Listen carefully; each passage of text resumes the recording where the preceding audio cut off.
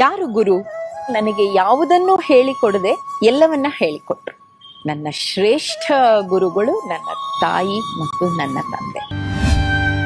2 ವರ್ಷ ಅಪರ್ಣ ಅದೆಂತೆಂತ ಕಷ್ಟಪಟ್ಟರು ಗೊತ್ತಾ?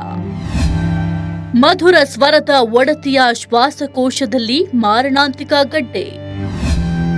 ವೈದ್ಯರು ಹೇಳಿದ್ದು 6 ತಿಂಗಳು, ಅಪರ್ಣ ಬದುಕಿದ್ದು 2 ವರ್ಷ. ಕಳೆದ ಫೆಬ್ರವರಿಯಿಂದ ಅಪರ್ಣ ನೋಡಿದ್ದು ಸಾಕ್ಷಾತ್ ನರಕ. ಕನ್ನಡದ ಖ್ಯಾತ ನಿರೂಪಕಿ ನಟಿ ಅಪರ್ಣ ನಿಧನರಾಗಿದ್ದಾರೆ. ಅಪರ್ಣ ಸಾವಿನ ಸುದ್ದಿ ಕೇಳಿ ಕೋಟಿ ಕೋಟಿ ಕನ್ನಡಿಗರು ದಿಗ್ಭ್ರಾಂತರಾಗಿದ್ದಾರೆ. ಅಪ್ಪಟ ಕನ್ನಡ ಭಾಷಾ ಪ್ರೇಮಿಯನ್ನ ಕಳೆದುಕೊಂಡ ಇಡೀ ಕರುನಾಡು ಕಂಬನಿ ಮಿಡಿದಿದೆ. ಕನ್ನಡ ಭಾಷೆಗೆ ಆಭರಣದಂತೆ ಇದ್ದವರು ಅಪರ್ಣ. ಕಲೆ, ಸಾಹಿತ್ಯ, ಸಂಗೀತದ ಒಡನಾಟ, ನೆಮ್ಮದಿಯ ಕುಟುಂಬ ಇದ್ದುದರಲ್ಲಿ ಖುಷಿ ಪಡುವ ಪ್ರವೃತ್ತಿಯ ಅಪರ್ಣ ಸದಾ ಸದಾ ನಗ್ನಗ್ತಾ ಇದ್ದವರು. ಆದರೆ ಇಂಥ ಹಸನ್ಮುಖಿಯ ಕೊನೆಯ ದಿನಗಳು ಮಾತ್ರ ತುಂಬಾನೇ ದುಃಖದಾಯಕವಾಗಿದ್ವು. ಕನ್ನಡ ಭಾಷಾ ಪ್ರಯೋಗಕ್ಕೆ ನನ್ನ ತಂದೆ ಆದಿಯಾಗಿ ಹಲವರು ನನಗೆ ಉದಾಹರಣೆ ಆಗಿದ್ದಾರೆ. ಗುರುವಿನ ಗುಲಾಮನಾಗುವ ತನಕ ದೊರೆಯದಣ್ಣ. ಶ್ವಾಸಕೋಶದ ಕ್ಯಾನ್ಸರ್ಗೆ ತುತ್ತಾಗಿದ್ದ ಅಪರ್ಣ ಆ ಮಾರಣಾಂತಿಕ ಕಾಯಿಲೆಯ ಜೊತೆಗೆ ಸೆಣಸ್ತಾನೆ ಪ್ರಾಣ ಕಳೆದುಕೊಂಡಿದ್ದಾರೆ. 2 ವರ್ಷಗಳ ಹಿಂದೆಯೇ ಅಪರ್ಣಾಗಿ ಶ್ವಾಸಕೋಶದ ಕ್ಯಾನ್ಸರ್ ಇರೋದು ಗೊತ್ತಾಗುತ್ತೆ. ವೈದ್ಯರು ಹೆಚ್ಚೆಂದ್ರೆ 6 ತಿಂಗಳು ಬದುಕಬಹುದು ಅಂತ ಹೇಳಿದ್ರಂತೆ. ಆದ್ರೆ ಗಟ್ಟಿಗಿತ್ತಿ ಅಪರ್ಣ 2 ವರ್ಷಗಳ ಕಾಲ ಕ್ಯಾನ್ಸರ್ ಜೊತೆ ಸೆಣಸ್ತಾನೆ ಬದುಕು ನಡೆಸಿದ್ರು.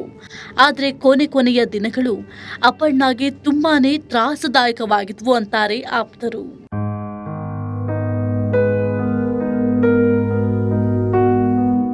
ಈ ಶ್ವಾಸಕೋಶದ ಕ್ಯಾನ್ಸರ್ನ ಶ್ವಾಸಕೋಶದ ಕಾರ್ಸಿನೋಮಾ ಅಂತ ಕೂಡ ಕರೀತಾರೆ. ಇದು ಶ್ವಾಸಕೋಶದಲ್ಲಿ ಬೆಳೆಯುವ ಮಾರಣಾಂತಿಕ ಗಡ್ಡೆಯಾಗಿದೆ. ಸಾಮಾನ್ಯವಾಗಿ ಸಿಗರೇಟ್, ಧೂಮಪಾನ ಅಥವಾ ಹಾನಿಕಾರಕ ರಾಸಾಯನಿಕಗಳನ್ನ ಉಸಿರಾಡೋದ್ರಿಂದ ಈ ಕ್ಯಾನ್ಸರ್ ಬರುತ್ತೆ. ಆದ್ರೆ ದುರಂತ ಅಂದ್ರೆ ಈ ಮಾರಿ ಯಾವುದೇ ದುಶ್ಚಟಗಳಿಲ್ಲದ ಅಪರ್ಣಾರ ಶ್ವಾಸಕೋಶಗಳಿಗೆ ತಗುಲಿಕೊಂಡಿತ್ತು. 2022ರಲ್ಲಿ ಜುಲೈನಲ್ಲಿ ಅಪರ್ಣಾಳನ್ನ ಪರೀಕ್ಷೆ ಮಾಡಿದ್ದ ವೈದ್ಯರು 4ನೇ ಹಂತದ ಕ್ಯಾನ್ಸರ್ ಇರೋದನ್ನ ಪತ್ತೆ ಹಚ್ಚಿದ್ರು. ಸಾಮಾನ್ಯ 1 ಅಥವಾ 2ನೇ ಹಂತದಲ್ಲೇ ಕ್ಯಾನ್ಸರ್ ಪತ್ತೆಯಾದ್ರೆ ರೇಡಿಯೋಥೆರಪಿ ಮೂಲಕ ಕ್ಯಾನ್ಸರ್ ಗಡ್ಡೆಯನ್ನ ತೆಗೆದುಹಾಕ್ತಾರೆ. 3ನೇ ಹಂತದಲ್ಲಿದ್ರೂ ಕಿಮಿಯೋಥೆರಪಿ ಚಿಕಿತ್ಸೆ ಕೊಟ್ಟು ರೋಗಿಯನ್ನ ಬದುಕಿಸಿಕೊಳ್ಳಬಹುದು. ಆದ್ರೆ ಅಪರ್ಣಾಗೆ ಅದಾಗಲೇ ಕ್ಯಾನ್ಸರ್ 4ನೇ ಹಂತದಲ್ಲಿತ್ತು.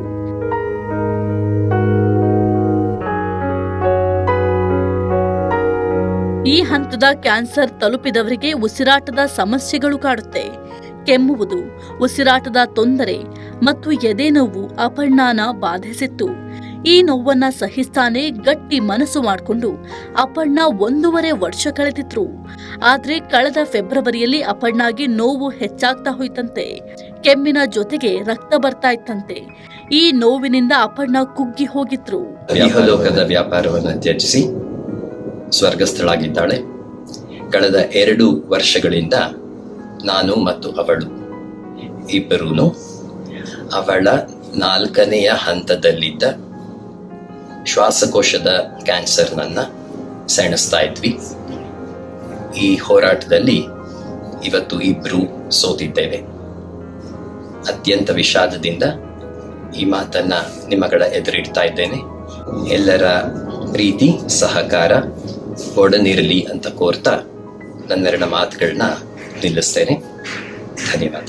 ಇಷ್ಟೆಲ್ಲ ಒದ್ದಾಟದ ನಡುವೆಯೂ ತಮ್ಮ ಅನಾರೋಗ್ಯದ ವಿಚಾರವನ್ನ ಅಪರ್ಣಾ ಗುಟ್ಟಾಗಿ ಇಟ್ಟಿದ್ರು. ತೀರಾ ಆಪ್ತರನ್ನ ಬಿಟ್ರೆ ಬೇರೆಯವರಿಗೆ ಅಪರ್ಣಾಳ ಕ್ಯಾನ್ಸರ್ ವಿಚಾರ ಗೊತ್ತಿರಲಿಲ್ಲ. ಪತಿ ನಾಗರಾಜ್ ವಸ್ತಾರೆ ಅಪರ್ಣಾಳನ್ನ ಕಣ್ಣಿನಲ್ಲಿ ಕಣ್ಣಿಟ್ಟು ನೋಡಿಕೊಳ್ತಾ ಇದ್ರು. ಇಬ್ಬರು ಸೇರಿ ಕ್ಯಾನ್ಸರ್ ಮಾರಿ ಜೊತೆಗೆ ಹೋರಾಡ್ತಾ ಇದ್ರು. ಆದ್ರೆ ಕೊನೆಗೂ ಕ್ಯಾನ್ಸರ್ ಮಾರಿಯೇ ಗೆದ್ದು ಬಿಡ್ತು.